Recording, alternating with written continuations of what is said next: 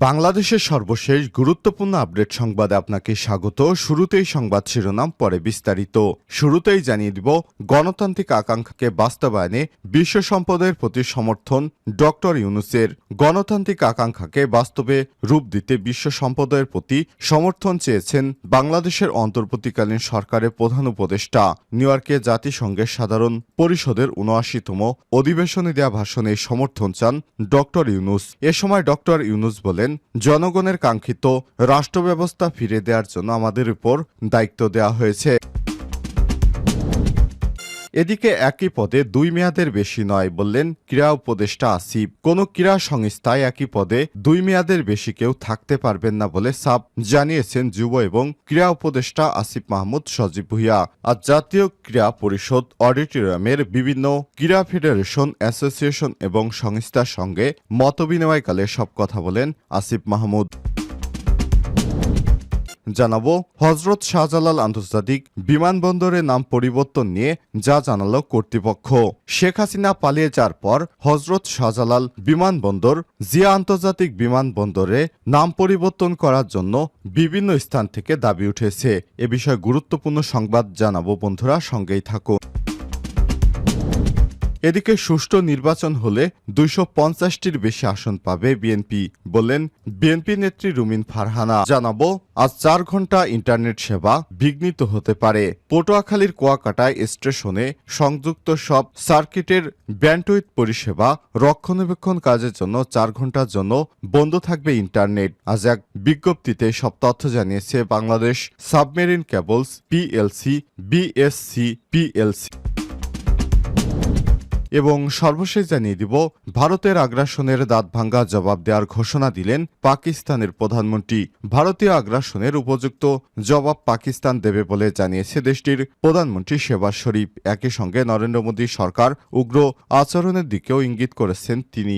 গতকাল নিউ ইয়র্কে জাতিসংঘের সাধারণ পরিষদের ৭৯তম অধিবেশনে বক্তব্য দেওয়ার সময় সব কথা জানান শেহবাজ শরীফ। ২১ মিনিটের বক্তব্যে শেহবাজ ফিলিস্তিন কাশ্মীর বিরোধ, ইউক্রেন যুদ্ধ, জলবায়ু পরিবর্তন, দারিদ্রতা বৃদ্ধি এবং জলবায়ু পরিবর্তনের প্রভাবে সৃষ্ট ঋণের বোঝাসহ একাধিক আঞ্চলিক ও আন্তর্জাতিক ইস্যু নিয়ে আলাপ করেছেন। প্রিয় দর্শক, এতক্ষণ শুনছিলেন সংবাদ শিরোনাম, এবারে বিস্তারিত। তবে তার আগে বন্ধুরা অনুরোধ থাকবে, এই সংবাদটিতে একটি লাইক দিন। এই চ্যানেলে আপনি নতুন হয়ে থাকলে আমাদের সংবাদটি দেখতে দেখতে চ্যানেলটি সাবস্ক্রাইব করে রাখুন। কমেন্ট করে আপনার মূল্যবান মতামত জানিয়ে দিন বন্ধুরা, আপনি বিশ্বের কোন দেশ থেকে বা বাংলাদেশের কোন স্থান থেকে আমাদের সংবাদটি দেখছেন এবং শুনছেন। এবারে বিস্তারিত।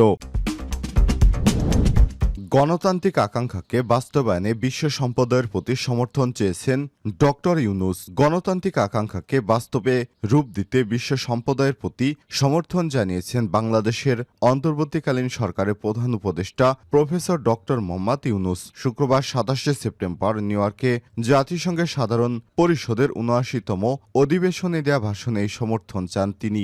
ডক্টর ইউনূস বলেন, জনগণের কাঙ্ক্ষিত রাষ্ট্র ব্যবস্থা ফিরে আনার জন্য আমাদের উপর দায়িত্ব দেওয়া হয়েছে। অতীতের ভুলগুলোকে সংশোধন করে একটি প্রতিযোগিতামূলক এবং শক্তিশালী অর্থনীতি এবং ন্যায়ভিত্তিক সমাজ ব্যবস্থা গড়ে তোলাই এই মুহূর্তে আমাদের মূল লক্ষ্য। এ সময় তিনি বলেন, জুলাই আগস্টে আমাদের যে যুগান্তকারী পরিবর্তন হয়েছে তার পরিপ্রেক্ষিতে আজ আমি বিশ্ব সম্প্রদায়ের মহান সংসদে উপস্থিত হতে পেরেছি। আমাদের গণমানুষের বিশ্বাস করে তরুণ সমাজের অফুরান শক্তি আমাদের বিদ্যমান রাষ্ট্র কাঠামো এবং প্রতিষ্ঠানগুলোর আমূল রূপান্তরের নতুন সম্ভাবনার দ্বার উন্মোচন করেছে।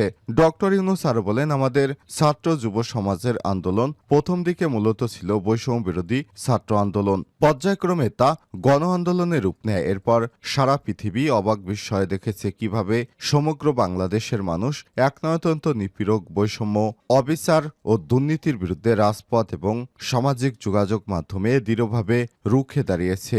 বন্দুকের গুলি উপেক্ষা করে তরুণেরা বুক পেতে দিয়ে দাঁড়িয়ে গিয়েছিল উল্লেখ করে তিনি বলেন, অবৈধ রাষ্ট্র ক্ষমতার বিরুদ্ধে প্রবলভাবে সোচ্চার হয়েছিল আমাদের তরুণেরা। স্কুল পড়ুয়া কিশোর কিশোরীরা নিঃসংকোচ চিত্তে উৎসর্গ করেছিলেন তাদের জীবন। শত শত মানুষ চিরতরে হারিয়ে গেছে তাদের দৃষ্টিশক্তি। আমাদের মায়েরা, দিনমজুরেরা, শহরের অগণিত মানুষ তাদের সন্তানদের কাঁধে কাঁধ মিলিয়ে নেমেছিল রাজপথে। ডক্টর ইউনূস আরও বলেন, আমাদের এই মনসুন অভ্যুত্থান আগামী দিনগুলোতে বিশ্বের বিভিন্ন প্রান্তে মানুষকে মুক্তি ও ন্যায় বিচারের পক্ষে দাঁড়াতে প্রেরণা জুগিয়ে যাবে। একই পদে 2 মেয়াদের বেশি নয় বললেন ক্রীড়া উপদেষ্টা। কোনো ক্রীড়া সংস্থায় একই পদে 2 মেয়াদের বেশি কেউ থাকতে পারবেন না বলে জানিয়েছেন যুব এবং ক্রীড়া উপদেষ্টা আসিফ মাহমুদ সজীব ভূঁইয়া। শুক্রবার 27 সেপ্টেম্বর বিকেলে জাতীয় ক্রীড়া পরিষেবা অডিটোরিয়ামে বিভিন্ন ক্রীড়া ফেডারেশন, অ্যাসোসিয়েশন এবং সংস্থার সঙ্গে মতবিনিময়কালে সব কথা বলেন তিনি। এ সময় নিজেদের মতামত পেশ করেন ক্রীড়াঙ্গনের বিভিন্ন স্তরের 26 জন। এর মধ্যে বক্তব্য রাখেন যুব এবং ক্রীড়া উপদেষ্টা। গত 5 আগস্ট হাসিনা পতনের পর অন্তর্বর্তীকালীন সরকারের যুব এবং ক্রীড়া উপদেষ্টা হিসেবে দায়িত্ব নেন আসিফ। এরই শাহজালাল আন্তর্জাতিক বিমানবন্দরের নাম পরিবর্তন নিয়ে যা জানালো কর্তৃপক্ষ। বিমান ও পর্যটন মন্ত্রণালয়ের অতিরিক্ত সচিব আবু নাসের খান জানিয়েছেন, শাহজালাল আন্তর্জাতিক বিমানবন্দরের নাম পরিবর্তনের ব্যাপারে এখনও কোনো সিদ্ধান্ত গ্রহণ করা হয়নি। বৃহস্পতিবার সচিবালয়ে বিশ্ব পর্যটন দিবস উপলক্ষে বেসামরিক বিমান পরিবহন ও পর্যটন মন্ত্রণালয়ে সংবাদ সম্মেলনে সব কথা জানিয়েছেন তিনি। আবু নাসের খান জানান, বিমানবন্দরের নাম পরিবর্তনের ব্যাপারে কোনো সিদ্ধান্ত গ্রহণ করা হয়নি। এটি পরিবর্তন হবে কিনা সে বিষয়ে পরে সিদ্ধান্ত নেওয়া হতে পারে। থার্ড টার্মিনালের কাজ 98% সম্পূর্ণ হয়েছে জানিয়ে বিমান ও পর্যটন মন্ত্রণালয়ের অতিরিক্ত সচিব বলেন, থার্ড টার্মিনাল উদ্বোধন করতে আরও 6 মাস সময় লাগবে। প্রসঙ্গত, হজরত শাহজালাল আন্তর্জাতিক বিমানবন্দরের নাম পরিবর্তন করে জিয়া আন্তর্জাতিক বিমানবন্দর নামকরণের দাবি জানিয়ে চলতি সেপ্টেম্বর মাসে একাধিকবার বিক্ষোভ ও মানববন্ধন করেছে বিভিন্ন শ্রেণী পেশার মানুষ। তাদের দাবি, কোনো কারণ ছাড়াই আওয়ামী লীগ সরকার জিয়া আন্তর্জাতিক বিমানবন্দরের নাম পরিবর্তন করেছিল। সুষ্ঠু নির্বাচন হলে 250টির বেশি আসন পাবে বিএনপি বললেন রুমিন ফারহানা। বাংলাদেশে সুষ্ঠু নির্বাচন হলে বিএনপি 250টিরও বেশি আসন নিয়ে সরকার গঠন করবে বলে মন্তব্য করেছে বিএনপির নেত্রী রুমিন ফারহানা। শুক্রবার 27 সেপ্টেম্বর বিকেলে ব্রাহ্মণবাড়িয়ার নবীনগর উপজেলা বরিকান্দি গণি শাহ মাজার প্রাঙ্গণে স্থানীয় বিএনপি আয়োজিত জনসভায় প্রধান অতিথির বক্তব্যে আশাবাদ ব্যক্ত করেছেন তিনি। রুমিন ফারহানা বলেন, বাংলাদেশের মানুষ ভোট পাগল। 90 থেকে 100 বছর বয়সে নাতির কাঁধে চড়ে মানুষ ভোট দিতে যায়। বিএনপির এই নেত্রী বলেন, গত 20 বছরে মানুষ ভোট দিতে পারেনি। তারা উন্মুখ হয়ে বসে আছে কবে একটা ভোট দিতে পারবে। মানুষকে তার পছন্দের প্রতিনিধি নির্বাচনের সুযোগ দিতে হবে। এ সময় তিনি বলেন, আমরা বিশ্বাস করি সংবিধান, আইন এবং বিচার বিভাগ ও নির্বাচন কমিশনের সংস্কার প্রয়োজন, কিন্তু সংস্কার সবচেয়ে বেশি ন্যায্য হয় যদি সেটি নির্বাচিত প্রতিনিধির মাধ্যমে হয়। আমি মনে করি আহ্বান জানাবো যত দ্রুত সম্ভব যৌক্তিক সময়ের মধ্যে মানুষকে তার ভোটের অধিকার ফিরিয়ে দিন।